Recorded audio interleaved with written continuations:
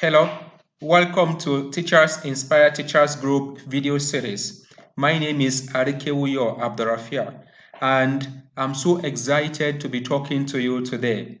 All right, today we shall be talking about one very important topic that I believe will help all of us to actually navigate this period even better.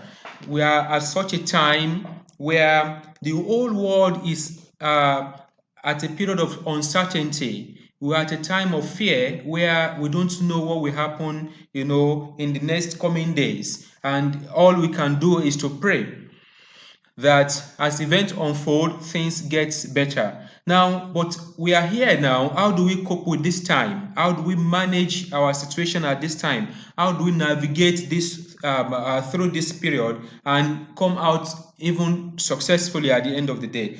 That is what we shall be talking about today. And I'm so happy to be sharing my ideas with you. I'm so happy to be sharing my thoughts with you. And it is important we note that this is a continuous conversation. It's not going to end here. We'll continue this conversation to ensure that we connect with ourselves, to ensure that we actually create that environment, that community where we all feel we all feel the togetherness, we all feel the unity, we all feel the care that we deserve as teachers.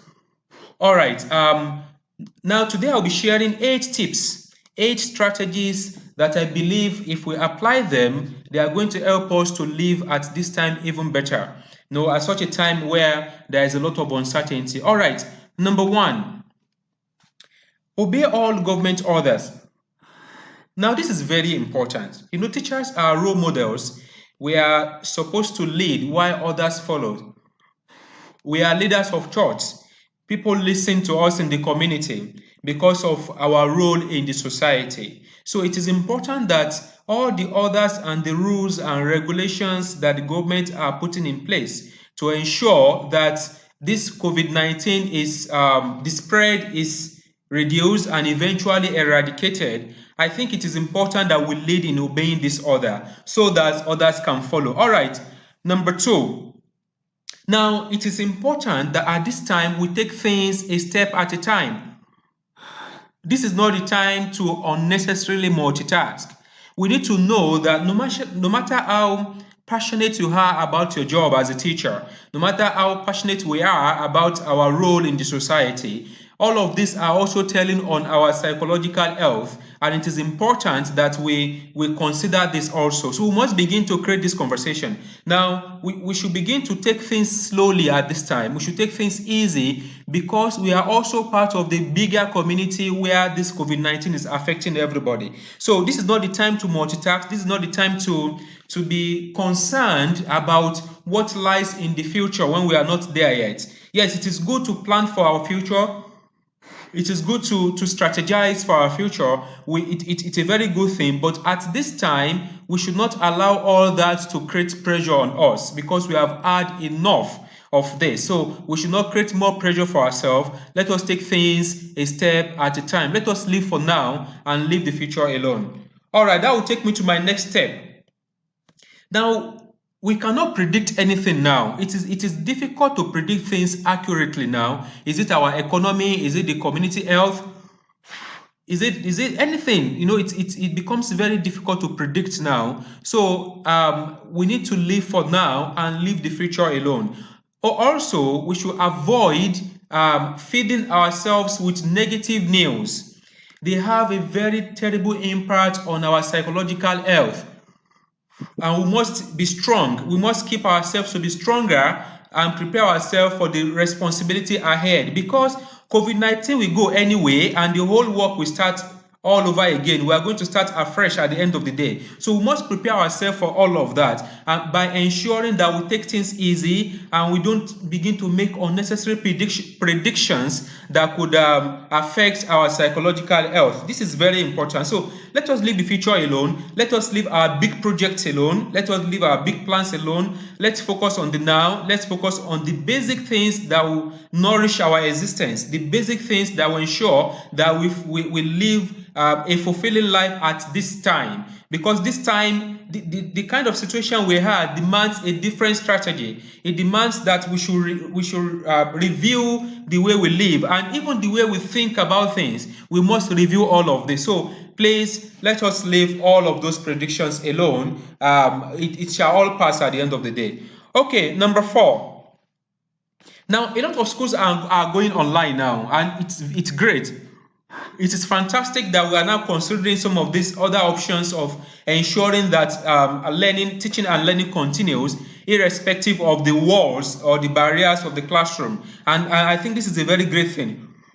But we need to know that this is only coming on a monumental scale at this time, because it had been there before now. We have had Edmodo, we have had Google Classroom, we have had YouTube, we have had Zoom, we have had a lot of other platforms that aid online teaching. It's been there for a long time. So they are not just coming now, but it is good that it is now being adopted on a massive scale. That's very great. However, please let us not overdo it, because the entire goal of my message is to ensure that we keep our psychological and mental health safe. We don't want to begin to manage another epidemic after the whole of this, because this is going to pass. These too shall pass. Just like every other calamity in the past passed, these too shall pass, God's willing. All right, so I go to number 5 now, and I want to believe you are enjoying the stages of the point I'm giving you now. Okay, eat very well. Yes, teachers,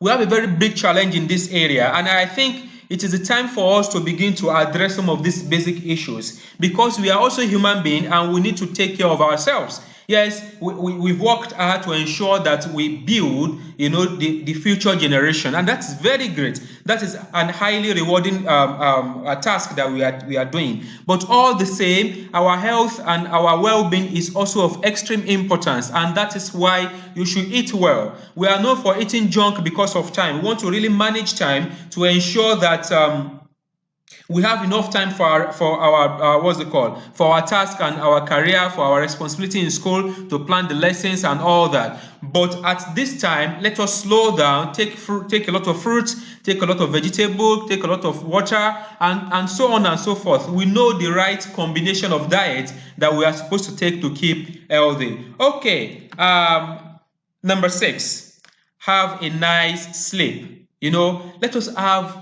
a conscious and deep sleep. Like, we should try as much as possible to put quite a number of things behind us.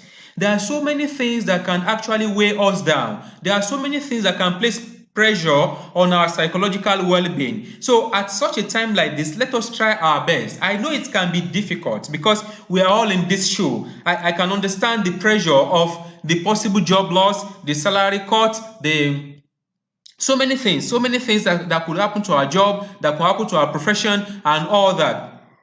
But it is also very important we know that this is going to pass, and when there is life and there is sound health, there is hope at the end of the day. So we should try to put some of these things behind us and try to have a nice rest. Let us have a nice sleep. Okay, now good. This is the time to connect with families and friends. Because of how demanding our responsibilities are, we've got to plan lessons. In fact, for some of us, as soon as we come back from school, we only have like 30 to 1 hour rest, and we'll go back to our computer and begin to plan lessons for the next day, begin to research our lessons, begin to get teaching strategies for the next class and all that. These are the things we do on a daily basis. We don't have enough time for our family, for our spouses, for our children, and even for our parents. This is not too good. This is the time to reconnect. This is the time to reassure them that we care for them, that we love them, and that we continue to care for them even moving forward. So this is the time to do this for our parents, for our families and friends. Okay, finally, this is my 8th point, and definitely not the least, because this is one of the most important things we can be doing at this time. We all still have a reserve of fear, of concerns, of agitations and all that, the only thing we can do is to direct this to God.